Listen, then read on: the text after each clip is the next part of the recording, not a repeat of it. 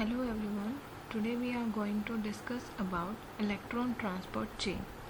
In electron transport chain, there is a series of membrane bounded electron carriers which are embedded in mitochondrial inner membrane. These electron carriers takes electron from NADH and FADH2 and transfer these electrons from one carrier or one complex to another. Then ultimately they transfer these electrons to oxygen to form water. As we have studied, electron transport chain is a oxidative phosphorylation is divided into two parts. First is electron transport chain and another is chemiosmosis. In electron transport chain, there are four complexes. First is NADH dehydrogenase complex. Second is succinate coenzyme Q reductase.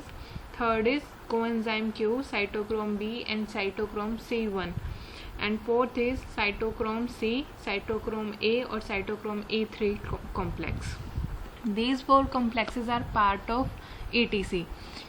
And in chemiosmosis, complex fifth comes, which is called ATPase synthase. Let's study these complexes one by one. After that, we will study their functioning. In complex first, there are three parts. First is NADH coenzyme. Second is FMN. FMN is flavin mononucleotide, that is prosthetic group. And another is iron sulfate clusters or centers. FMN is also called flavoproteins.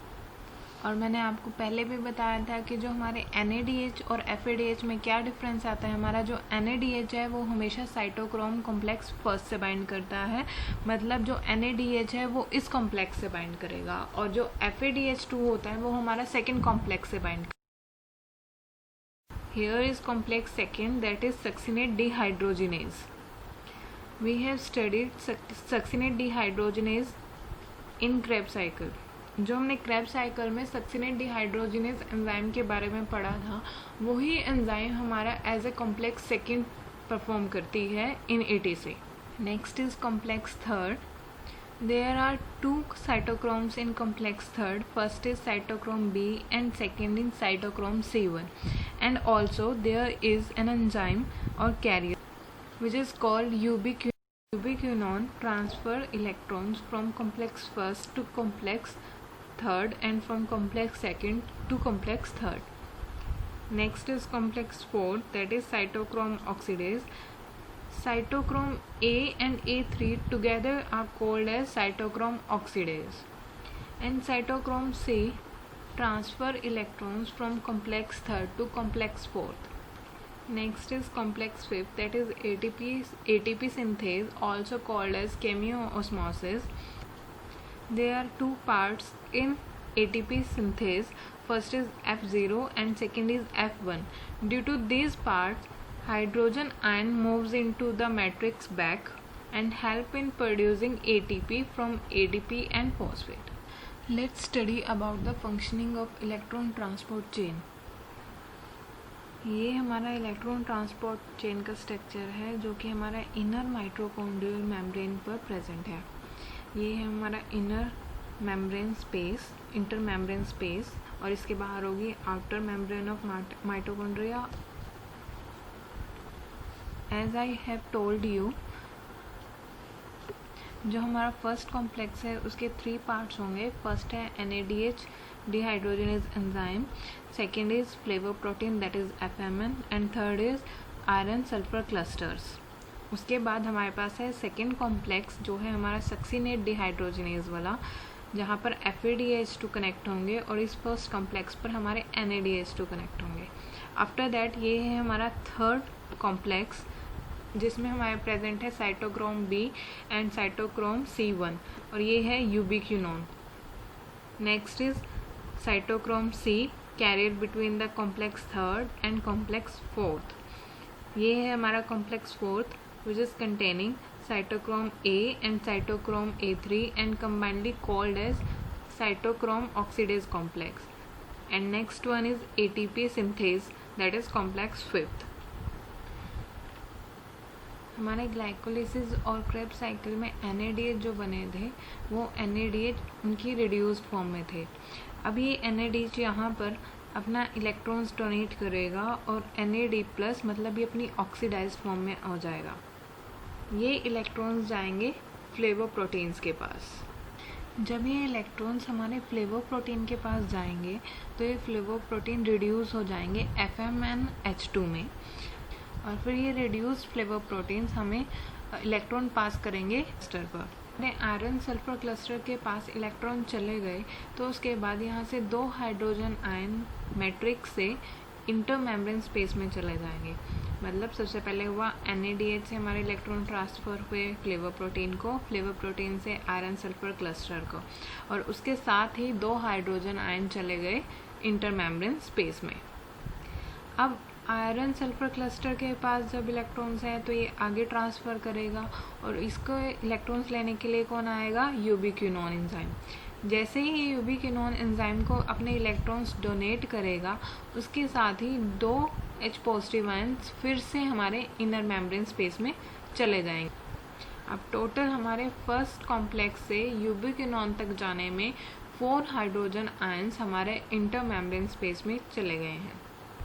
अब electrons हैं यूबिक्विनोन के पास।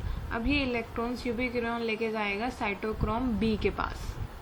अब ये यूबिक्विनोन जब cytochrome B को electron देगा और 2 hydrogen ions को इधर ट्रांसफ़र कर देगा, मतलब इंटरमेम्ब्रेन स्पेस में। आफ्टर दैट साइटोक्रोम B यहाँ पर फिर से आयरन सल्फर क्लस्टर्स होंगे, यहाँ पर शो नहीं हुए हैं, लेकिन यहाँ पर फिर से जैसे फर्स्ट कॉम्प्लेक्स में आयरन सल्फर क्लस्टर थे वो यहाँ पर होंगे। साइटोक्रोम B उनको देंगे अपने इलेक्ट्रॉन्स, और यहाँ पर फिर से 2 हाइड्रोजन आयन्स हमारे डिफ्यूज़ हो जाएंगे इंटरमेम्ब्रेन स्पेस में। आफ्टर दैट जो हमारे आयरन सल्फर क्लस्टर्स हैं वो हमारे इलेक्ट्रॉन को ट्रांसफ़र करेंगे साइटोक्रोम C1 पर। तो अब तक हमारे इस कॉम्प्लेक्स में कितने हाइड्रोजन आयन्स ट्रांसफ़र हो गए? 4 हमारे हुए थे फर्स्ट में, और 4 हो गए हमारे थर्ड कॉम्प्लेक्स में। इसके बाद अब साइटोक्रोम C1 के पास इलेक्ट्रॉन है, इसे पहुंचाने हैं complex 4 that is cytochrome oxidase तक। अब इसको पहुंचाने के लिए सिर्फ हमारे पास कौन है? Cytochrome C। अब ये एक ही इलेक्ट्रॉन कैरी कर सकता है, तो इट मीन्स यहाँ पर 2 इलेक्ट्रॉन्स हैं, क्योंकि यहाँ पर 2 इलेक्ट्रॉन्स ट्रांसफ़र हो रहे थे, तो एक टर्न में आएगा, एक इलेक्ट्रॉन लेके जाएगा साइटोक्रोम A के पास, फिर दोबारा से आएगा और दूसरा इलेक्ट्रॉन लेके जाएगा साइटोक्रोम A के पास। तो ऐसे जब साइटोक्रोम A के पास इलेक्ट्रॉन्स आ जाएंगे वो कन्वर्ट करेगा आगे साइटोक्रोम A3 के पास। ऐसे ही यहाँ पर 2 हाइड्रोजन आयन्स डिफ्यूज़ हो जाएंगे हमारे इंटरमेम्ब्रेन स्पेस में। आफ्टर दैट जो साइटोक्रोम A3 के पास इलेक्ट्रॉन्स आ गए वो ऑक्सीजन को देगा, और 2 हाइड्रोजन आयन्स ऑक्सीजन के साथ मिलकर क्या बना देंगे? वाटर। अब टोटल हमें एक NADH से इंटरमेम्ब्रेन स्पेस में 10 H पॉजिटिव आयन्स डेवलप हो गए हैं। ऐसे ही कंटिन्यूस NADH से यहाँ पर H पॉजिटिव आयन्स इकट्ठे होता रहेंगे और वहाँ पर प्रोटॉन ग्रेडियंट बन जाएगा और अंदर हमारा नेगेटिव चार्ज हो जाएगा। प्रोटॉन ग्रेडियंट डेवलप होने की वजह से जो ये H पॉजिटिव आयन्स है ये ATP सिंथेज की तरफ मूव करेंगे और ये ट्रांसफ़र करेंगे खुद को मैट्रिक्स में थ्रू ATP सिंथेज। जो ATP सिंथेज के 2 पार्ट्स होते हैं F0 और F1, वो H पॉजिटिव आयन को ट्रांसफ़र करेंगे मैट्रिक्स में और साथ ही हमारे ADP को कन्वर्ट कर देंगे ATP में। तो हमारे 10 H पॉजिटिव आयन से 3 ATP बनेंगे, एक NADH से 3 ATP बनेंगे। ये तो बात हुई NADH की। अब बात कर लेते हैं FADH की। अब जो एक FADH2 क्रेब्स साइकिल में प्रोड्यूस हुआ था वो डायरेक्टली बाइंड करेगा हमारे सेकेंड कॉम्प्लेक्स से इलेक्ट्रॉन डोनेट करेगा सेकेंड कॉम्प्लेक्स को, फिर यूबिक्विनोन से इलेक्ट्रॉन लेगा और साइटोक्रोम B को पास करेगा एज ऑन, जैसे हमारा फर्स्ट कॉम्प्लेक्स पास ऑन कर रहा था। ऐसे ये इलेक्ट्रॉन्स हमारे पास थर्ड के बाद आ जाएंगे फोर्थ पे और उसके बाद हमारे हाइड्रोजन आयंस पास कर जाएंगे ATP सिंथेज से। लेकिन जो हमारा FADH2 है वो जब यूबिक्विनोन को इलेक्ट्रॉन डोनेट करता है तब कोई भी hydrogen ions inter membrane space में ट्रांसफ़र नहीं करता है। इसलिए ये 4 हाइड्रोजन आयंस डिफ्यूज नहीं होंगे, तो टोटल हमारे पास 6 आयंस होंगे, जिसकी वजह से जो हमारे पास ATP मिलेंगे FeDH2 से वो 2 होंगे. Let's take a review again. Firstly, we have complex first, which contains NADH, flavoproteins and iron sulfur cluster. NADH donate its proton to flavoproteins and simultaneously 2 hydrogen ions diffuse to intermembrane space. After that, flavoproteins transfer electrons to iron sulfur cluster, that is it, and 2 hydrogen ions diffuses to intermembrane. Now these electrons are transferred to complex third. This is complex third, but there should be a carrier to transfer, and this carrier is ubiquinone. Iron sulfur cluster transfer its electrons to ubiquinone, and ubiquinone and transfer 2 electrons from matrix to intermembrane space. After that, this ubiquinone transfer electrons to give electrons to cytochrome B and releases 2 hydrogen ions from matrix to intermembrane space.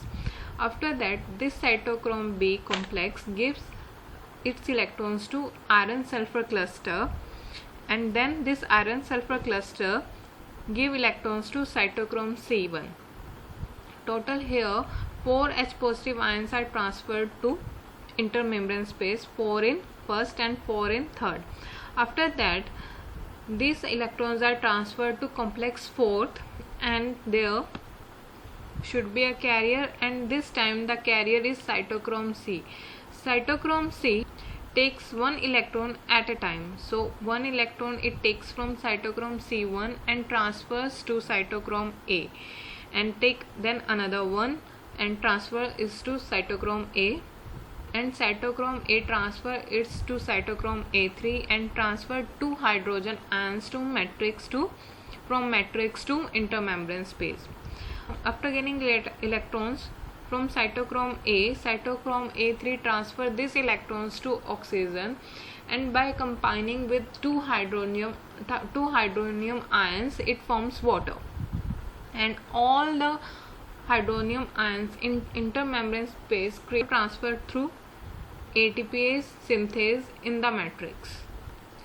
10 H positive ions produces 3 ATP, and when there is FeDH2 it directly attaches to complex second and transfer its electron to ubiquinone transfer further to complex third and then complex fourth.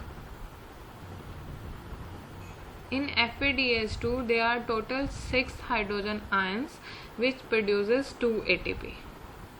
Next is we are going to study about inhibitors of electron transport chain and uncouplers of oxidative phosphorylation.